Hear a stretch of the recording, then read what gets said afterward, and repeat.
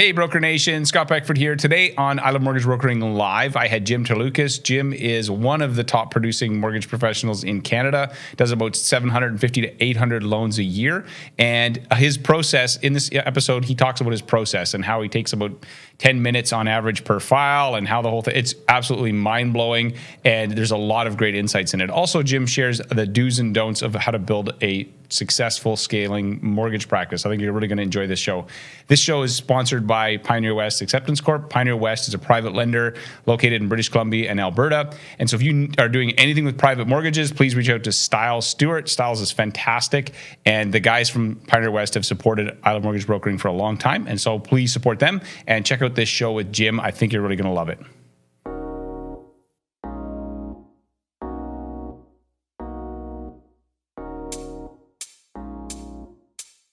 Hey guys, welcome to I Love Mortgage Brokering Live. And today on the show, I have Jim Tourloukis. Jim is probably the number one mortgage broker in Canada. I'm not sure if anybody else is doing more units, certainly not with as small of a team that he has.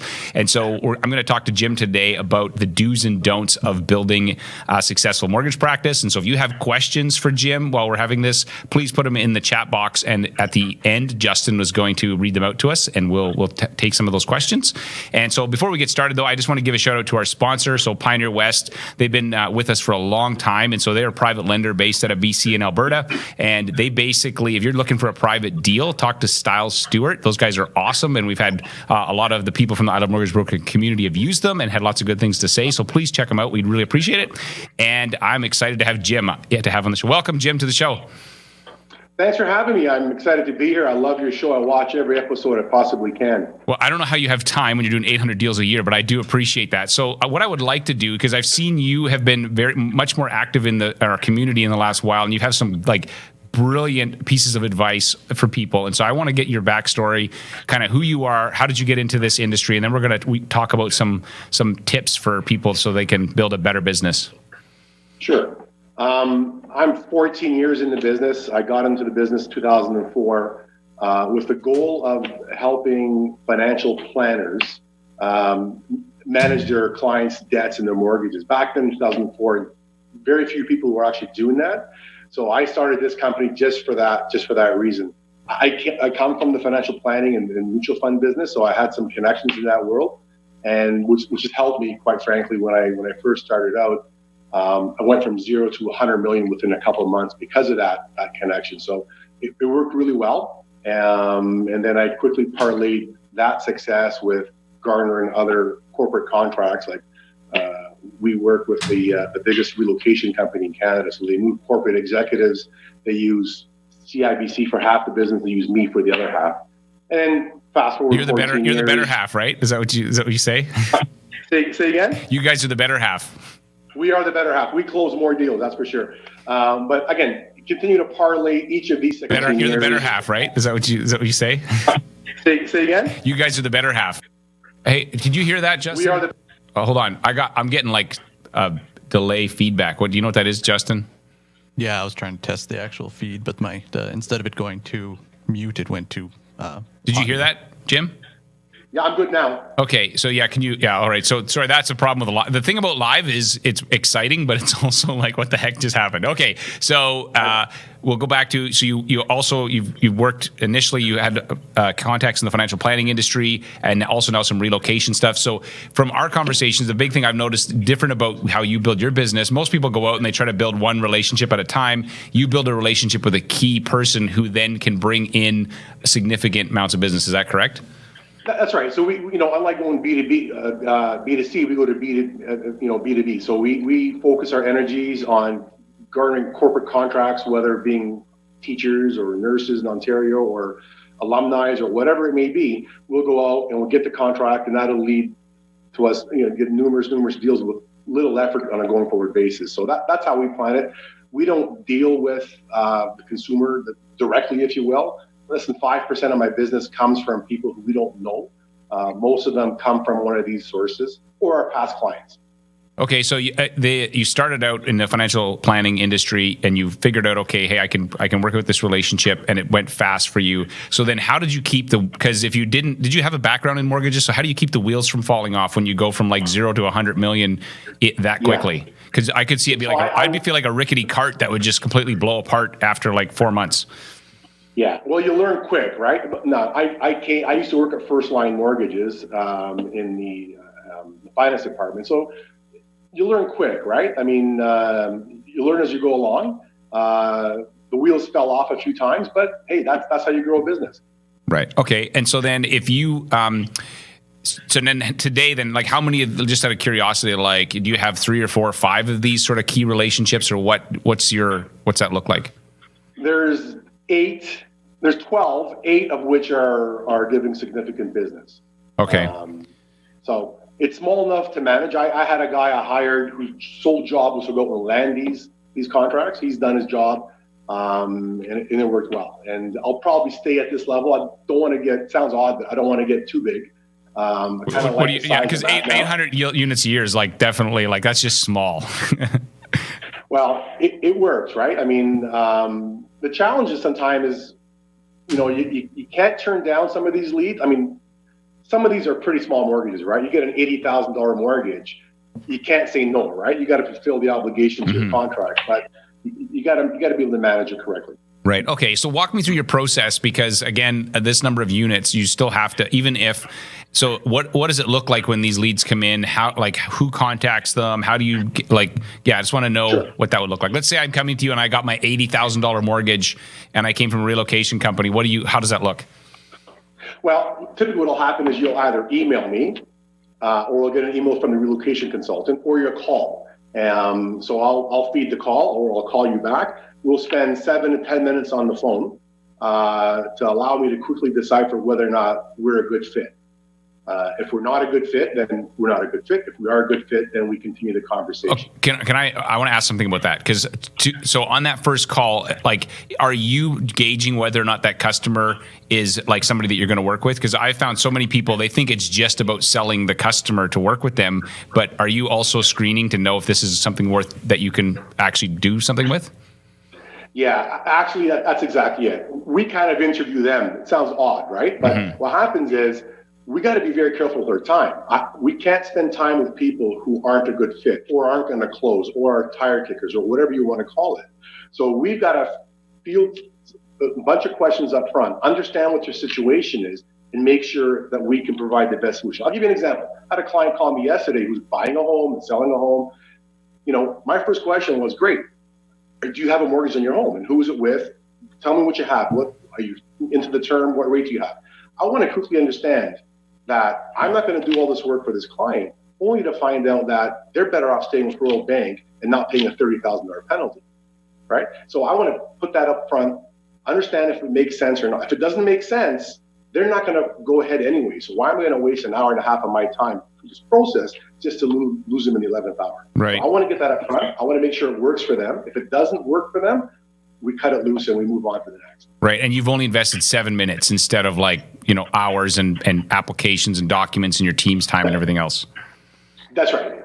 I try to keep it under 10 minutes, and for the most part it works. Okay. The key is you got to control the conversation, right? So I don't care. You got triple pane windows. That's great, but doesn't help the situation, right? So you got to manage and control it. I'm going to ask you about that in a second. But the reason I wanted to bring this up is because I know that we have alignment in how that works, but there's so many people that they think that the job is just to convince the client to work with them. It's like, oh, please work with me. And it's like, no, is this somebody you can effectively serve? And like Jim said, if not, just say no and move on. And then it gives you more energy to serve the people you can. So, what was my question? I had a question that I wanted to ask to follow up on this. Okay, so if it's not a fit, you just let them go. And then so what's the next part of the process that you go through? So if they do fit and it makes sense, then the next step is we send them an email with an application and the list of all the documents that we need to get back. And we leave it there. If we don't get them back, we move on. We're not going to chase that client because most people know if they want to work with you or not. So they get the email, they know what we need, and we want it back. And here's the key. And how do you differentiate a tire kicker from a potential client is not only do we ask for them to do all the work and give us all the docs up front, we also ask for their credit card. So If we need to do an appraisal, you're paying for it. I may or may not reimburse you. We'll discuss that, but I need to get that up front as well. If you're not giving me your credit card and your documents, then you're really not that interested in proceeding, and we move on. It's a hard thing to ask for. It's a hard thing to give. Granted, most of our clients come to us from a trusted source, their financial planner, their association, or their past clients, and they have no problem doing that. If you're not going to give it up, we're not going to move on. Right. And so what is your, from application, so if it's what's the ratio of fundings that you get? Like, I'm curious. Yeah. So from application, we're about 92%. Right. So from the moment we get this stuff back, we close all the deals. If we don't close them, it's because something's fallen through the deal, the appraisal, something's fallen apart. But I think we've done a bang up job from, let's work together to actually close them. We don't send deals to multiple lenders and hope it sticks. It's just not good use of time for us or our partners. So it's a fairly good number. Yeah, I know. And that's why you can do so many units, is because you spend 7 minutes with a tire kicker, and then you only work on stuff that's actually going to fund. And so that's amazing. And so then what happens after, okay, let's say I got my $80,000 mortgage, I fill out the app, I give you my credit card. And incidentally, so some of the other business I'm involved in, the number one thing that people struggle with is giving you, as soon as the credit card there's something psychological about it. Like, that is a huge, like you said, that's a huge step for them. If they give you their credit card info, like, the chances of that deal going through are really high because they don't give out their credit cards. So what's the next step? So what do you do when after you get my application? Great. So it comes back and it has to come back in the format we want. I've got some clients who send me page by page as a JPEG, and it doesn't work. So we send it right back. Say, guys, send it back as a PDF. When it comes back correctly, I then take that email and forward it to either John or Jerry. I got two guys that work for me. Forward it on to them, and then they pick it up from there. I may walk over and say, guys, here's what we're doing. Here's the deal. They work the deal. They contact the client and take it from there. I go back to the client at the end through our CRM program, basically. So basically, I talk to the client for 7 minutes up front, and that's basically it. And you don't talk to them anymore? I should, all right? I've got lots to learn as well. I mean, I should go back to them, right? But our CRM does a pretty good job in touching them 8 to 10 times a year. Now, having said that, I do go back to every client when I find an opportunity for every client.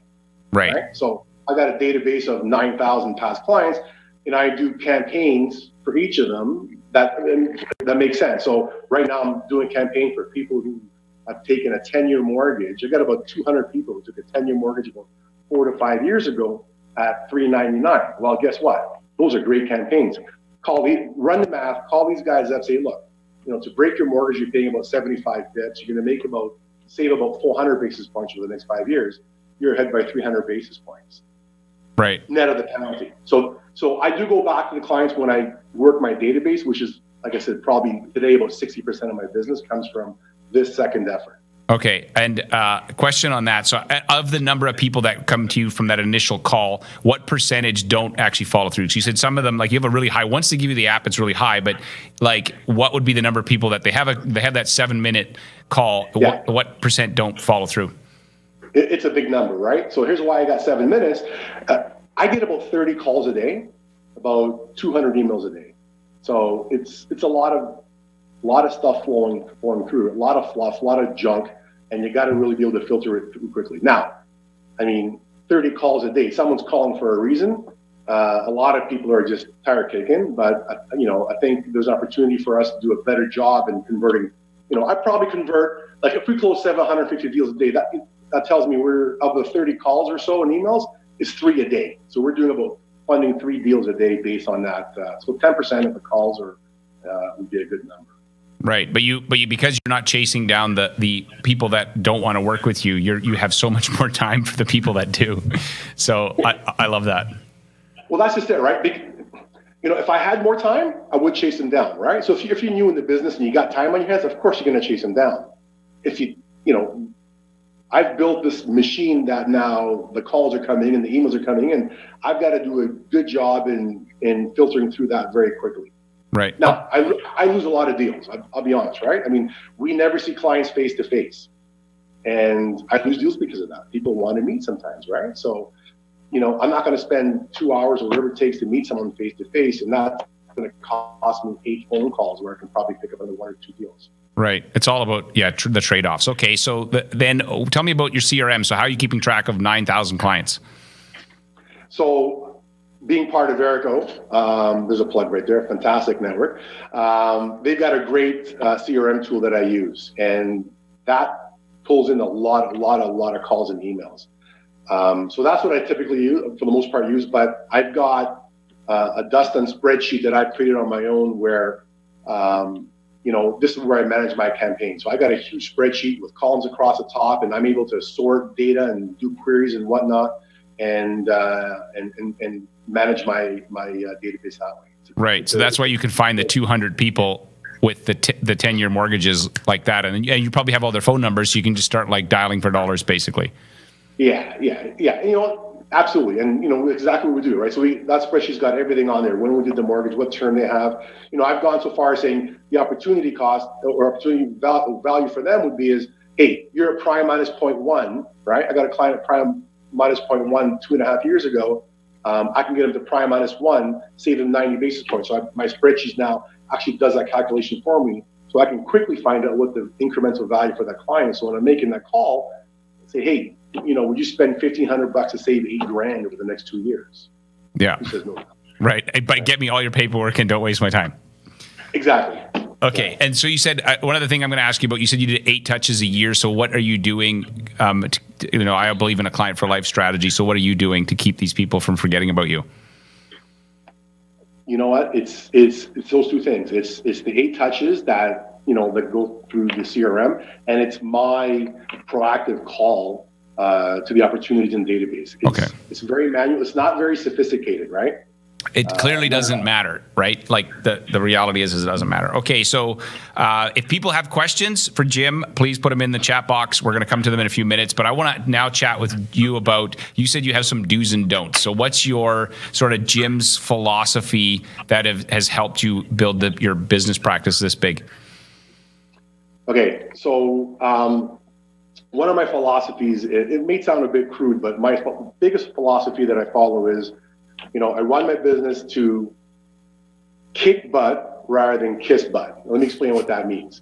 That's not how you said it before we recorded. I'm just kidding. Okay, fair enough. I'm trying to be... Yeah, it'd be like, bleep. It's like, Don Cherry has a 7-second delay. We won't do that with you, though.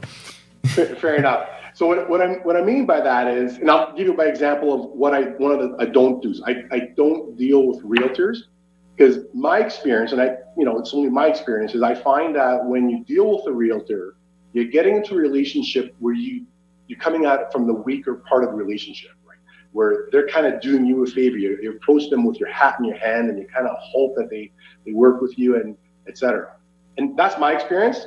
And I would rather deal with the people I deal with where I create value for them, for my contracts, my planners.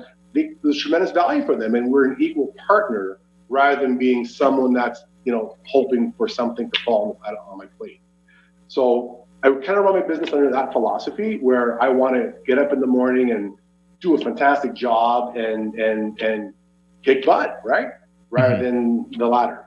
So that's the big one for me, and then a whole bunch of things fall off of that based on that philosophy, right? So don't deal with realtors, don't see clients face to face. We all have a know your client. I've got a know your lender philosophy, right? It's very important. Like, I deal with probably 4 major lenders and a whole bunch of smaller ones. It's so crucial to know your lender, not only to save your time and the lender's time, but from a business perspective, if you know your lender and you know the products, you're now able to work around and work with those products to create incremental value down the road for your clients, right? There's a whole bunch of things you can do around that, right? I mean, when it comes to holding rates for your clients, the timing of when you should do that based on who the lender is and what their policy is, right? There's a whole bunch that goes around knowing your lender, which we spend a lot of time learning, and it's worked quite well. Like, I'll give you an example. I rarely will send a deal to a lender where it's impossible to help your client again, right? Some lenders won't send a payout statement if they don't talk to the client. Well, that's not good from our perspective. We want the opportunity to create more value for clients, 2 years from now, 5 years from now, whatever it may be. So it's very important to work with lenders that help you facilitate that. Right. Okay, that's really good. And so you kick butt, don't kiss butt was the one. You don't meet with clients. So what do you say to someone who's like, no, I want to meet you, Jim. Like, I got this $80,000 mortgage, and I really need to meet you because you need to hear about my Sure. my whole situation. What do you say to them? Well, simply it's look, we can meet and we will meet. However, let's talk up front now so we can to make sure we're a match. So I don't waste your time. So it makes sense. We'll have this conversation and we lead to the point where, hey, send me your docs, send me all this stuff. It looks like it'll work. We'll meet later on, right? Well, once we get the approval back, we send the approval, they forget they want to meet and they never want to meet. So the clients who want to meet, we try to move them off that. The ones that are adamant about it, we'll just tell them to go down the street and to our competition. Right. Say it's not a good fit. It just doesn't make sense. But for the most part, we probably get about 15, 20 requests of the 800 deals who want to meet, and we'll probably lose 2 of them. Right. I had a client we lost last week who didn't want to send over an 80-page package for their new construction, right? She wanted to come here and photocopy it, and I'm thinking, really? So what did you say to them? No? I said, no, listen, it's just easy to scan it and send it to us. And she goes, well, I'll just deal with my branch. I said, fantastic. Right. Good luck to you and all the best. So it's every decision I make, it's all around that deal. It's all around the right cost benefit analysis for that situation, right? It's not that I don't want to meet people. I'd like to meet people. It's just that it's not a good use of time. Every person I meet is going to cost me 4 phone calls or 5 phone calls, which could be another $1 million mortgage, right? And that's one of my other don'ts, right? Never, I get requests from lenders to go for lunch or dinner or this and that, and we don't go. I don't spend time with any BRM or BDM. If I need you, I'm going to call you and get what I need. But to go and sit down for 2 hours for lunch or to go to, I don't go to any of these events like camp and whatnot. For me, I don't get value out of them, right? That's why I don't go. I don't need to network. If I need to learn something, I'll just call one of the successful guys that own the business and I'll learn quickly. I just don't think it's a good use of my time. So events, lender golf tournaments and trips, it just doesn't flow well with how I try to run it. Like, I'm in by 9, I'm out by 3, and in those 6 hours, I got to cram as much as I can. Right? Oh, okay, that's the question I want to ask. What is how many hours you work in a week, and are you working evenings and weekends? Do you take calls from clients at 11 o'clock at night and Saturdays? What does that look like? Yeah. I used to, right? When I up until about 3 or 4 years ago, I'd walk down the street or I'd walk into a Loblaws, and my thought was, okay, where can I find 2 deals, right? As I'm shopping, right? Everything was mortgages. Everything was mortgages. I take every call. I've stopped doing that, right? I found that it's, will I lose some deals? Absolutely. But you know what? You need a balanced life, and that's more important. Like, I'm not as young as you are, right? So I've got to, at this point, be able to balance my life and live a good life rather than just work. Right. So, okay. So then you work, what's your office hours? So I drop my kids off at school. I get here at 9. I'll sit down with the guys and we'll chat about whatever flavor the day is, or talk about some deals. So I'll finally sit down at my desk around 9:20ish. And at that point, I just return phone calls, return emails, and that's my day. So I never have meetings. So my calendar, when you said, hey, can you meet this time? I can talk to you anytime you like, because I never have any meetings, right? My calendar is fully empty. So my whole day is around answer emails, answer phone calls. That's it. And return phone calls. And that's my day from 9 till about 3. And then I pick up my kids from school, get home, and maybe watch Y&R with my wife for an hour. I don't know. And Y&R? Is that Young and Restless? Wow, that's still on? I didn't even know. It's still on. Yeah, it's still on. Victor Newman's still on the show. Okay. But that's my day, right? I'm done at 3. I don't chase it anymore like I used to, right? I mean, I had to chase it to get to where I am. I just don't chase it anymore. Right. And so weekends do you work? No. And then what about holidays? Like, what kind of holidays do you take on a yearly basis? about 8 weeks a year, 8 or 9 weeks a year. Hence why I don't go on these lender trips, because I'm traveling enough. But I'm working on my vacations, right? So we're sitting at the beach, my phone rings or an email comes in, I'll answer it. I'm working on vacation. That's the only downside. Yeah. I probably shouldn't. I could probably get one of the guys to fill in, but they're busy enough, right? So although I do take lots of vacations, I'm actually working. Right. Okay. That's fair. I just wanted to know how that process worked. And so, Justin, do we have any questions? Yeah, we got one from Bernard Immel. He wants to know, why did you leave the mutual fund business? Okay, so I was the CFO. I had an excellent job, making pretty good money. And I was 37, I guess, at the time. I just, I didn't want to be a guy who got walked out. Because let me tell you, at some point, everybody gets walked out, right? You could be the CEO of the company at some point. You've done your time and you get walked out. So I don't want to be 52 years old and get walked out of a job and then scramble and try and figure things out. I wanted to start my own business, and I figured even if I made less money doing this, I'd be happy, right? I have more control of my own destiny. I control my own time, and that's why I did it. And worked out perfectly well. I mean, it worked out great, better than I ever expected. Right, that's really good. And so, just let me know how many questions we have in there, Justin. That was the only one. That was the only one so far. Oh wow, there's nobody. I cannot believe you people are crazy. We have Jim Tourloukis on, and you're like, "What are you doing?" Maybe talking to clients, but you should be asking questions. And so, one of the questions that I want to ask you about in terms of your process,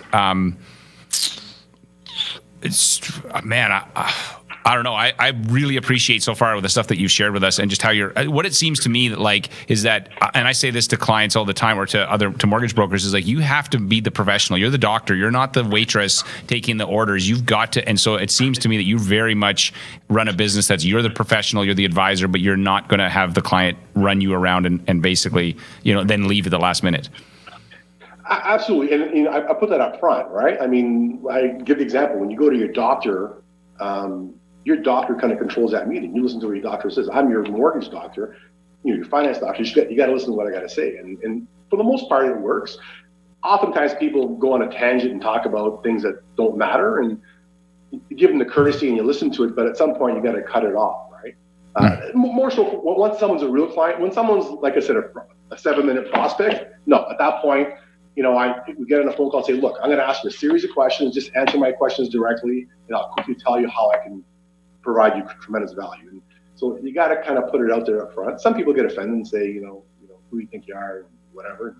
It's fine, right? But I really got to control the process. Otherwise, you get lost. And were you always this way, or is this something that you've developed? Because obviously it's a necessity. 30 leads a day, you got to be more efficient. But were you always this way, or what did that look like?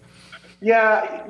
Yes, I am. I'm your typical A-type kind of guy that in all aspects of my life, I am kind of that way. It's all about efficiencies. It drives my wife nuts.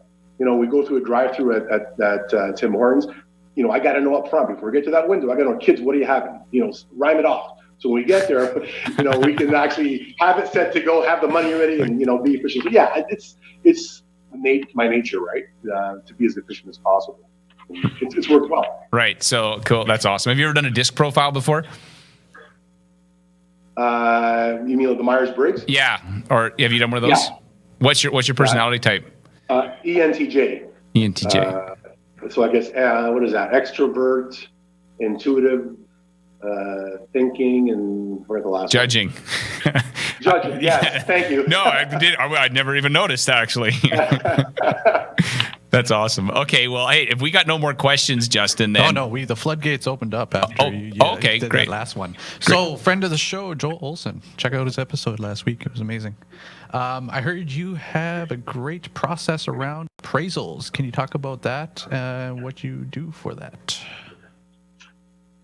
Oh, let me think. What's my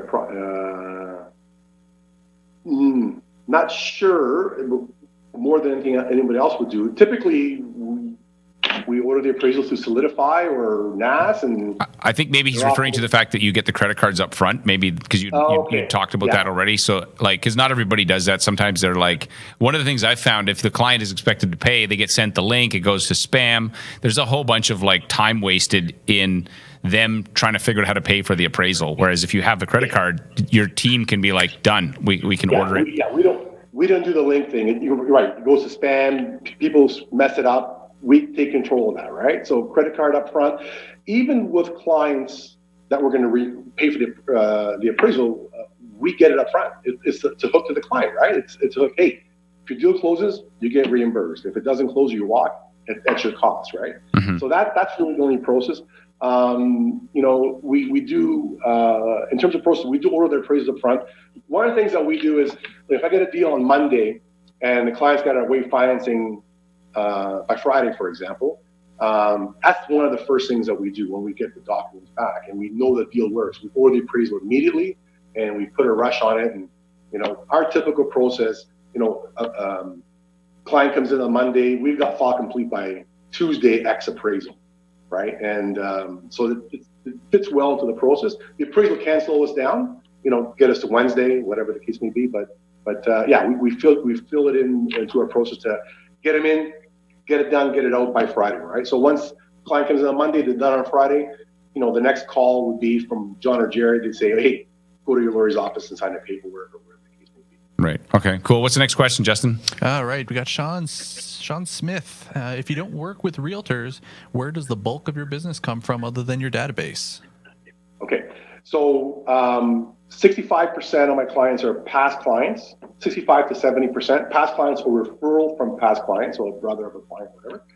The other 25 or 35% come from the corporate contracts that I've got lined up. So I've got a number of institutions that I'm in bed with that send me business on a daily basis. Right. So 8 to 10 of them, 8 of them are pretty good. So eight or so that send us a tremendous amount of business. Okay, great. Hit us again, Justin. All right. Ava Newfield asks, do you use a lead generation system or just your database? So I guess to me that sounds like one of the rate sites. I think what you're asking, right? I won't name them on the air here, but there's 3 or 4 rate sites that are here in Canada. We used to use them. So I'm going back 4 or 5 years ago. We used to be on the rate site, and back then it worked for us. It worked in that we didn't have to buy rates down that much. And it worked quite well. And what I found over the last few years is it's gotten so much more competitive to the point where, the guys that are working on the rates typically work for 35 to 40 basis points is what they work for after the buy down. And when you do the math on that, we used to do it. We'd get 5 leads and we'd close 1 of those, right? Because the nature of those clients is, hey, I'm going to call Jim, I'm going to call Joe, I'm going to call 5 different guys, and I'll send myself to 5 different guys, and 1 of them will stick. So you're going to close 1 in 5 of them. When you look at the cost to generate those leads, we weren't making much money. We were making a bit of money originally. We were making 80, 90 basis points. We bought it down 5 or 10 basis points. But today, to compete in that world, you're buying it down 10 or 15 basis points. You're starting off at best 50 basis points at best. And then when you factor in your cost, remember, you're working on 5 deals to close 1. There's a cost factor there, right? Yeah, and I think 5 to 1 is a high closing ratio for that type of work. I mean, it could be even lower, right? And even today, yeah. So the answer is no. We don't use lead generation anymore. I mean, it just doesn't make economic sense for us. And I think what you're highlighting, though, is that how you've evolved your business. I mean, obviously, were able to secure some of these corporate contracts to start, which kind of gave you, that base to build with. You've tried some things, but being successful in this business, what worked 14 years ago has to change. Like it doesn't, you have to adjust to the times. And so, I think really that's a key thing. And is there any other areas that you've had to make some adjustments in the last few years? One of the areas, if I go back 10 years ago, it was extremely easy to be successful in this business. 10 years ago, when a client called you and said, hey, TD offered me 5.5%, we were typically, the industry was about 40 to 50 basis points below the banks. So anybody and your uncle could be successful in this business 10 years ago. Today, not so much, right? We all know that, we get beat all the time by the banks on the rate. So the way I've adjusted my business to succeed is, you got to kind of get in front and kind of create value for the client, or there's no reason for them to come with you, right? So it goes back to some of the campaigns I talked about, right, in my database. So I'll call clients who there's a spread in the rate where more than makes up the penalty. There's value in holding someone's. I went and did a number of rate holds a couple of days ago. I got clients who were coming due, for example, 10 months from now. So I went in and did a 4-month rate hold for all those clients, right? You probably think, well, 10 months, what's the point? The point is, I know rates are probably will continue to go up. They went up today with one of our lenders. I'm now holding a rate for a bunch of clients at, call it, 339, where today that lender's at 369. In 2 months, they may be at 389. Well, I'm going to go back to that client and say, hey, look, I got a rate hold for you that's expiring in a month. I'm at 339. Mark is at 389. You're going to save 200 basis points over the next 5 years. It'll cost you 60 bips to get out early. It's a done deal. Right. So you always find the opportunity and so when you're in that initial conversation, because you're about finding value for your clients, do you hint at that and say, hey, one of the things that we're really good at is you're not just our client now, but if we find opportunities over the next 3 to 5 years, we're always going to be in touch with you to make sure that we make those adjustments. Is that something you typically would mention, or? We don't, but we will as of now. Okay, sorry. Yeah, because I think, seriously, people will be like, oh my gosh. And even if you dropped one example, because I'm just thinking, if you're on the phone with a client and say, for instance, we have a client, like you just said to me, they'd be like, okay, so you're going to save me money, not done here, take my money kind of thing. Anyway, so I'm glad I could help you with some things. Okay, what other questions we got, Justin? Because we got to be done in 10 minutes or max. Okay, so I'll keep it up to the last 2 that came in. Sean Smith has had a follow-up question to the institutions you partner with. What's in it for them? I assume you're not giving them kickbacks. No, it's money's in it for them, right? So it's not a kickback; it's a contractual obligation where they send us a lead and we pay them a referral fee for every lead that closes. Kickback's a hard word, right? I mean, we completely disclose up front to the client, as fiscal requires, that who we're paying and what we're paying as a referral fee. Right. And kickback assumes or implies something on the side that someone else doesn't know about. And your case is a contract. So it's a contractual thing. Right. Okay. What's the other question? All right. We'll leave this one. Probably be the last one. Bernard Immel, one more time. Would you ever have a team on your side to capture your clients' mutual funds now? No. There's limited time in the day for me, and to focus on other revenue sources, that I don't think makes sense for me. And we don't do insurance either, right? So we offer the MPP, and for clients who don't take it, we don't go and push it. We don't push other insurance products, etc. We focus on what I think we're good at.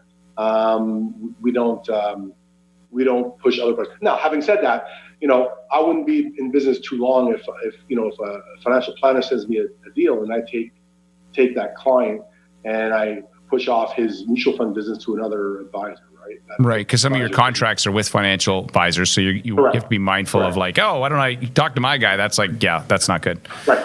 Well, not only that, some of my other contracts too specify, Jim, you're only selling mortgages. That's it. Don't even think about selling house insurance or anything else because they got that covered, right? You're just the mortgage guy. Don't even think about selling anything else. So I can't, even if I wanted to. Right. Okay. Well, hey, Jim, I really appreciate your time today, your honesty and openness to share with the community. And guys, anybody that got a chance to be in on this call and ask questions, I think it was incredibly valuable. I know that I got a lot of good ideas from this. And dude, maybe I'll see you at an event someday. I'm working on an event that I actually think you would enjoy and it would be valuable. I'll reach out to you about it because I agree with you that a lot of times there's not a lot of value, but I'm cooking up something that I think that we'll see, but I think that you may. Okay. Thank you, Jim, man. I really appreciate it.